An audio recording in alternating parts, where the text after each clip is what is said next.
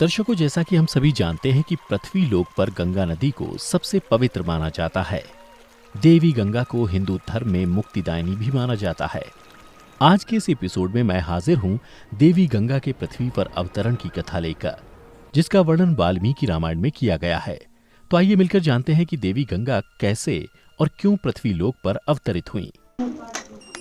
महाराजा रामचंद्र के वंश में कई पीढ़ी पहले अयोध्या में राजा सगर राज्य करते थे। राजा सगर की दो रानियां थीं। एक बार राजा सगर ने यज्ञ आरंभ किया।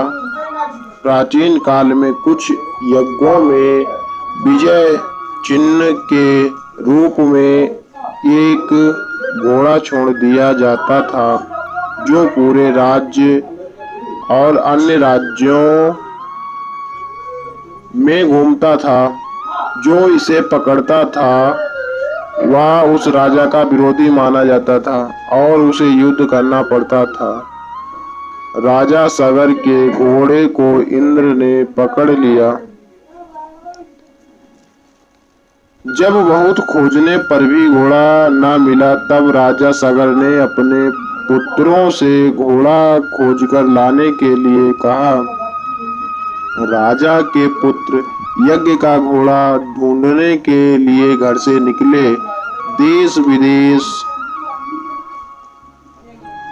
उन्होंने खोज डाला, किंतु घोड़े का कहीं पता न चला। तब उन्होंने पृथ्वी खोदना आरंभ किया। एक एक पुत्र धरती खोद कर ढूंढने लगे। इस खुदाई में अनेक जीव जंतुओं की हत्या होने लगी। इसमें लोग बहुत दुखी हुए। लोगों ने सगर के पुत्रों से अनुनय विनय भी किया, किंतु उन्हें तो पिता के यज्ञ को पूर्ण करना था। उन्होंने किसी की बात पर ध्यान नहीं दिया और धरती खोदते चले गए। अंत में एक स्थान पर पहुंचे जहां मुनि कपिल बैठे थे और वहीं उनके निकट घोड़ा बंधा हुआ था। हुआ यह था कि घोड़े को इंद्र ने छिपाकर वहां बांध दिया था। राजा के पुत्र ने समझा कि उनके पिता के यज्ञ में विघ्न डालने वाला यही है। क्रोध में बोले, तू ही हमारे पिता के यज्ञ के घोड़े को चुरा लाया है।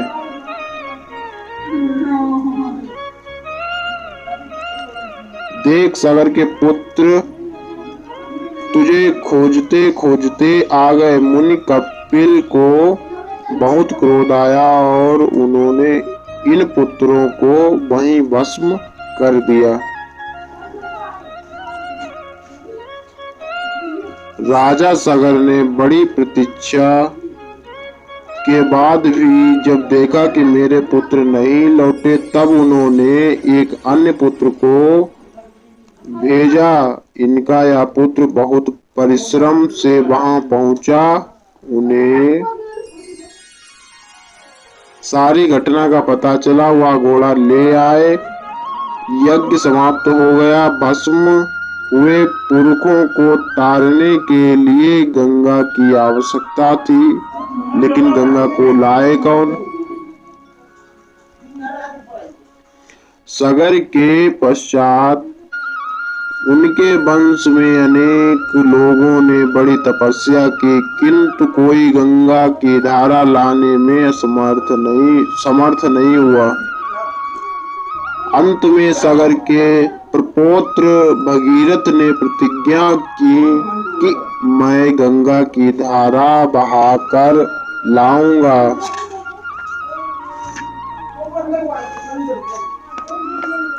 विख्यात महाराजा दिलीप के पुत्र थे।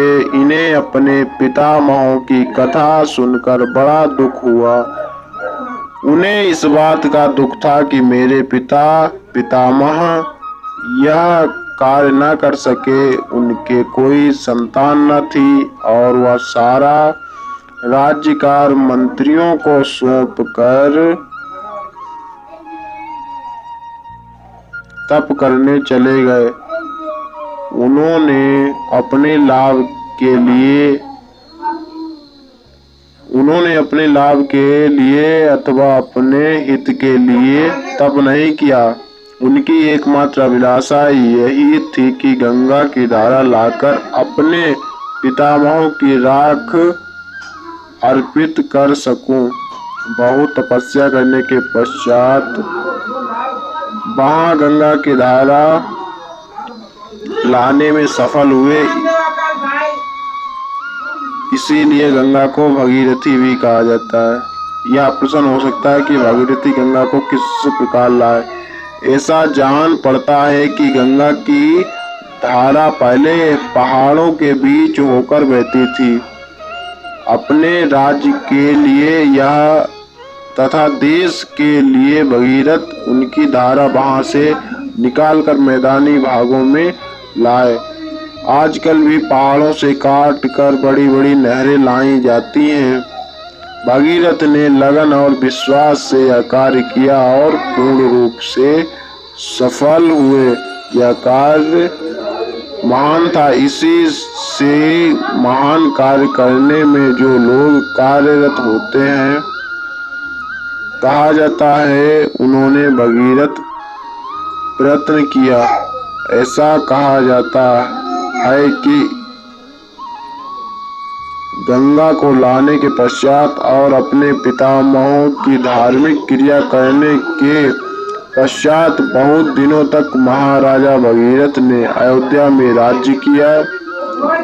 इससे स्पष्ट है कि इन्होंने गंगा की धारा अपने राज्य के हित के लिए बहाई। महर्षि वाल्मीकि ने अपनी रामायण में उस घटना का बहुत रमणीक वर्णन किया।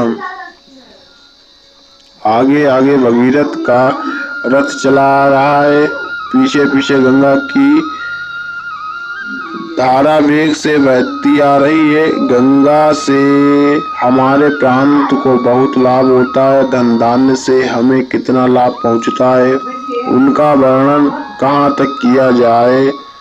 इनकी महत्ता से पोथियां भरी पड़ी हैं। जिस महापुरुष ने ऐसी सरिता का दान हमें दिया उनके कृतज्ञ हम क्यों न हों।